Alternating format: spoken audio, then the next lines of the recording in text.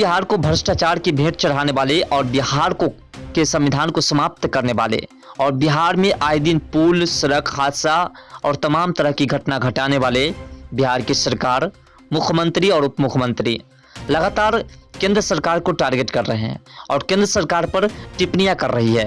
आज तेजस्वी यादव ने जो कहा है उसे आप सुनेंगे तो कहेंगे कि जो खुद चोर है वो दूसरे को चोर बता रहे हैं। दरअसल बात है दोस्तों, आज तेजस्वी यादव ने कहा कि हमारे देश का संविधान समाप्त हो रहा है, खत्म हो रहा है और हमारे देश का इतिहास जो है उसे भी समाप्त किया जा रहा है केंद्र सरकार की तरफ से। दोस्तों, विपक्षी दल यानी कि INDI की तीसरी बैठक से पहले बिहार के डिप्टी CM तेजस्वी यादव ने एक बार फिर से केंद्र सरकार की भाजपा सरकार पर निशाना साधा है। तेजस्वी यादव ने भाजपा को दंगा फसाद वाली पार्टी कह दिया। शुक्रवार शाम मीडिया से बातचीत करते हुए तेजस्वी यादव ने कहा कि लोग डरे हुए हैं। अगस्त के महीने यानी कि पिछले साल 2022 में हम लोग ने महागठबंधन की सरकार बनाई थी, यानी नीतीश कुमार और तेजस्वी यादव की सरकार बनाई थी। उसी वक्त नीतीश जी, अब देखिए यहाँ पर गौर करने वाली बात यह है कि जब नीतीश कुमार बीजेपी में थे, बीजेपी के साथ गठबंधन थे, तो नीतीश कुमार पर डायरेक्ट निशाना रहता था।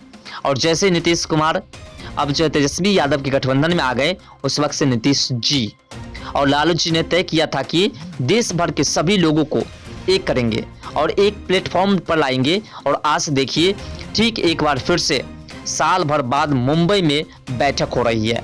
ये तेजस्वी यादव ने मीडिया के बीच कहा। तेजस्वी ने आगे कहा कि यह विपक्षी दलों की एकता की तीसरी बैठक हो रही है। इसके कई मायने हैं। लोग चाहते हैं कि एक सही विकल्प रखा जाए। ऐसा लोग चाहते थे कि हमें पूरा विश्वास है कि लोकतंत्र और संविधान को खत्म करना चाहते हैं, देश का इतिहास बदलना चाहते हैं। जो दंगा फसाद वाली पार्टी है 2024 के चुनाव से उसे लोग करारा जवाब देना चाहती है। इसलिए हम सब लोग एक हुए हैं और अगर हम लोग नहीं होते तो जनता हमें माफ नहीं करती। दोस्तों, अब प्रश्न ये उठता है कि जनता माफ इसे कैसे करेगी? जनता के लिए इसने किया क्या सो जनता इसे माफ कर देगी? क्या ये लोग पार्टी बना लिए और जीत भी जाएंगे तो क्या जनता इसे माफ कर देगी? जनता उसे पहले ही नहीं माफ करने वाली है, क्योंकि जनता के जितने भी टैक्स के पैसे हुए, जनता के जो चारा घोटाला वाला पैसा, आपको पता है ना, चारा का जो पैसा था उसका घोटाला कौन किया? लालू प्रसाद। अभी सृजन घोटाला 2500 करोड़ का घोटाला किसने किया? नीतीश कुमार के पार्टी के लोग। इससे पहले कितने घोटाला हो चुके हैं, कितने पुल बिहार में गिर चुके हैं, 1700 करोड़, 2500 करोड़, 300 करोड़, कई तरह के पुल गिर चुके हैं। ये सब पर जनता इसे माफ कर देंगे। और आज देखिए स्कूली व्यवस्था को सुधारने की कोशिश कर रहे हैं, वो भी वैसी व्यवस्था सुधारने की कोशिश कर रहे हैं जो किसी फायदा का लग ही नहीं रहा है।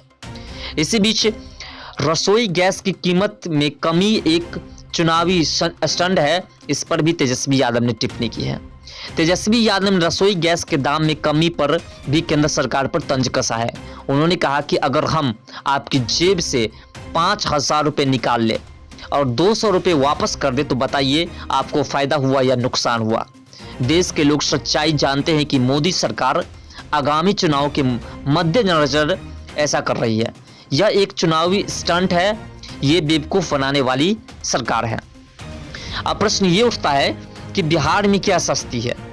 बिहार में क्या सस्ती है? केंद्र सरकार की तरफ से हर एक राज्य को बहुत कम मूल्य पर डीजल पेट्रोल मिलता है, लेकिन आपको पता है कि सबसे अधिक महंगाई बिहार में है और सबसे ज़्यादा टैक्स बिहार की सरकार लेते हैं डीजल पेट्रोल पर।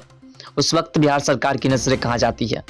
साथ साथ बिहार सरकार के जो कारनामे हो रहे हैं, पुल बनाने में जो भ्रष्टाचार हुआ, सृजन घोटाला में जो भ्रष्टाचार हुआ, चारा घोटाला में जो भ्रष्टाचार हुआ और लगातार जो शिक्षा व्यवस्था में भ्रष्टाचार हो रही है, लगातार हर एक व्यवस्था में भ्रष्टाचार हो रही है, स्वास्थ्य व्यवस्था ठीक नहीं हो रहा है, इस पर कहाँ नजर है?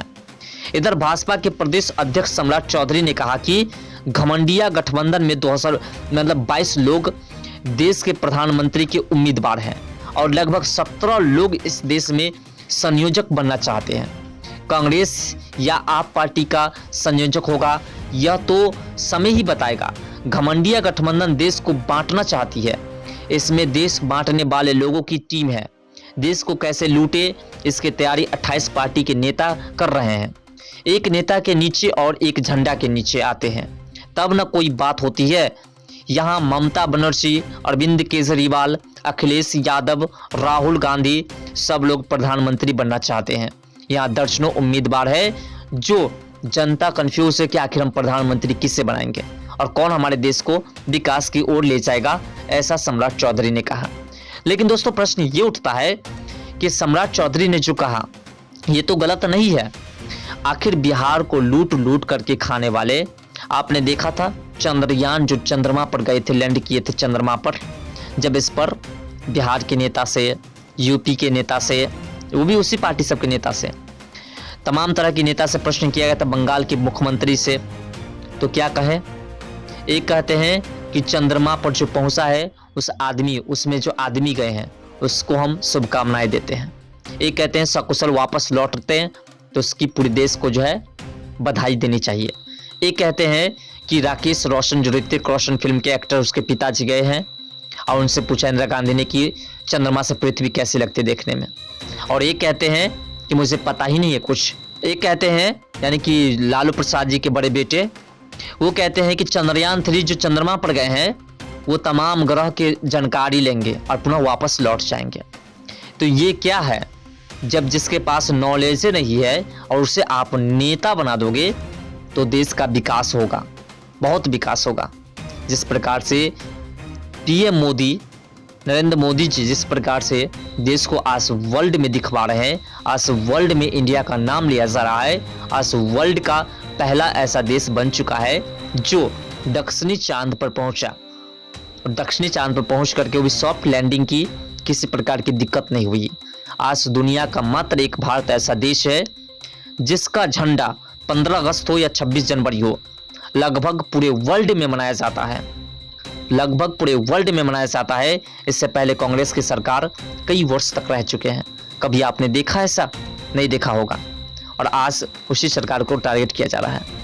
दोस्तों हमें किसी पार्टी से लेना देना नहीं है, जो पार्टी विकास करेगा उस पार्टी के साथ तमाम जनता है और उसके साथ हम लोग भी हैं। आज अगर बीजेपी विकास कर रही है तो उनके पक्ष में बोल सकते हैं, क्योंकि विकास ही देशवासियों के लिए सबसे अहम होता है। अगर विकास नहीं होगा तो देशवासियों को कुछ फायदा नहीं है, सरकार किसी की रहे। अगर भ्रष्टाचार करती है तो सरकार से जनता को फायदा नहीं है।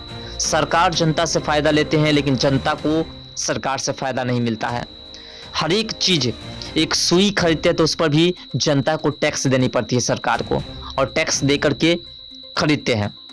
तो जनता किसी भी चीज को खरीदते हैं जब, तो वो टैक्स दे करके ही खरीदते हैं। इसलिए जनता को सरकार से फायदा नहीं है, बल्कि सरकार को जनता से फायदा है। लेकिन जो सरकार जनता को फायदा दे उस सरकार की तो तारीफ बनती है, और सरकार के सपोर्ट में तो तमाम देश के लोग जरूर रहेंगे। और आज हमारा देश एक उत्कर्ष सीमा पर पहुंच चुका है, उसमें हम पार्टी का नाम नहीं लेंगे, सिर्फ एक मात्र व्यक्ति है, वो है प्रधानमंत्री नरेंद्र मोदी। उसी की वजह से आज देश वर्ल्ड लेवल पर पहुंचा है। फिलहाल दोस्तों ये जो तेजस्वी यादव कह रहे हैं और जो सम्राट चौधरी कह रहे हैं, इन दोनों में से किसकी बात में आप सहमत है?